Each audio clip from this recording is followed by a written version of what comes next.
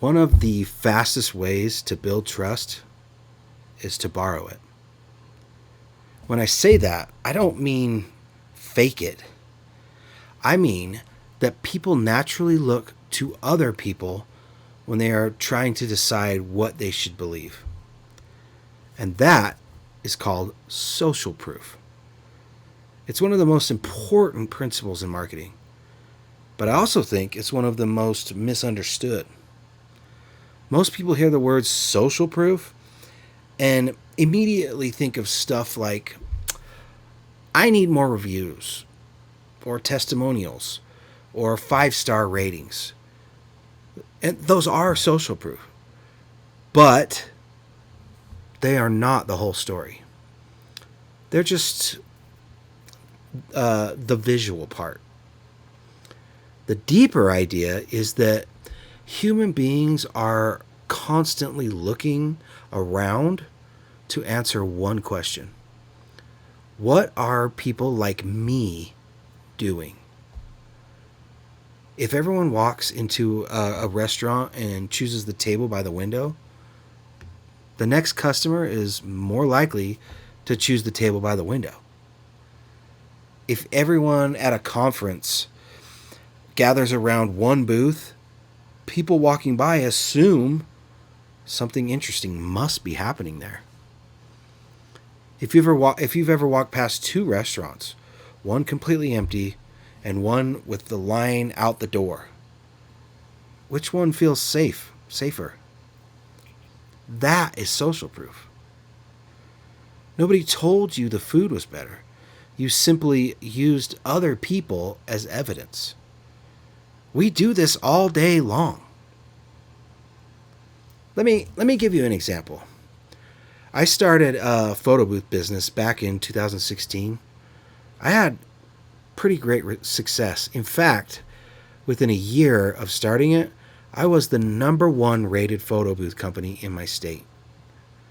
Now, I had a lot of reasons and a bit of luck why that happened, but one very important one was that I understood social proof. This wasn't even necessarily a marketing thing either. I noticed other booths would have a hard time getting guests into the booth. Then the people who hired that booth felt like they didn't get what they paid for. So I thought, how can I get more of the guests to use my booth when they have me at their event? And once I noticed this one simple thing, I was able to keep our booth popping the whole of every event I did. That simple thing was, if people were in my booth, that made other people feel some type of way, whether it was FOMO or they felt safer to take a picture, because some people are shy and they have a hard time, building up the courage to go over there. And some people just came over because they were wondering what all the commotion was. Either way, it brought people to my booth, and it started, and that would compound on top of each other. The more people came, and the more poppin' my booth was.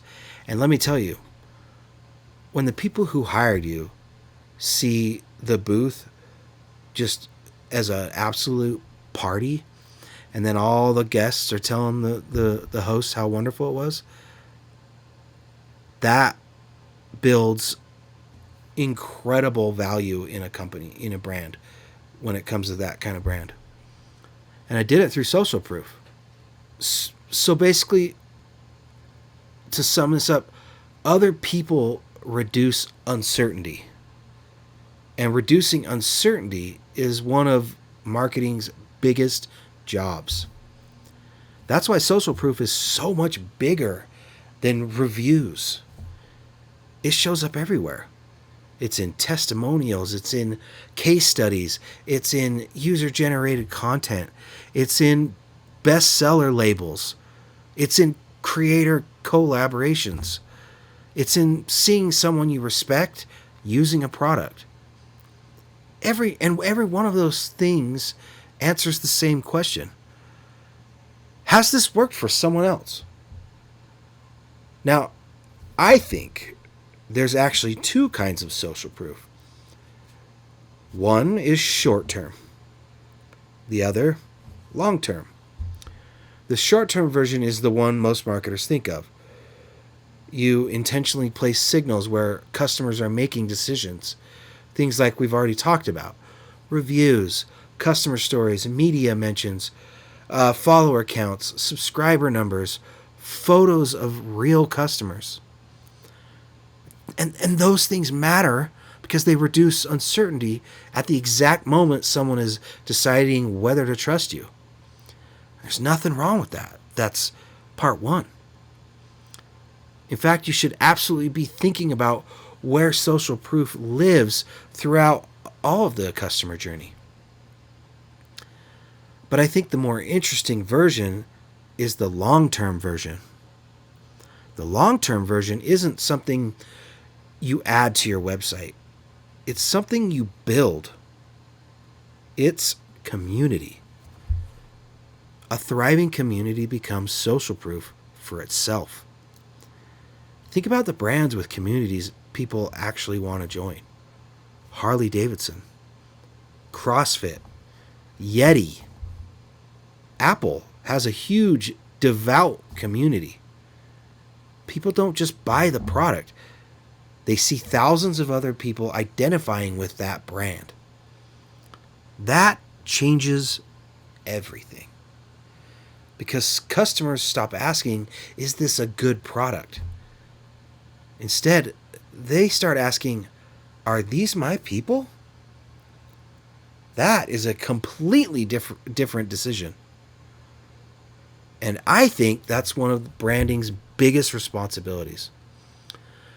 Not simply creating customers, but creating belonging. Because belonging creates advocacy, and advocacy creates community. And community becomes the strongest social proof you can have. The interesting part is that you can't fake that. You can buy reviews, you can pay for influencers, you can manufacture urgency, but you can't manufacture genuine enthusiasm at scale. People know the difference. A healthy community has a feeling to it. People help each other. They share experiences. They recommend the brand without being asked. They defend it. They invite other people into it. The company isn't carrying all of the marketing anymore. The customers are. That's where I think social proof becomes really powerful. Because at that point, marketing starts compounding. Every happy customer makes the next customer easier to earn. Every advocate reduces the amount of convincing you have to do.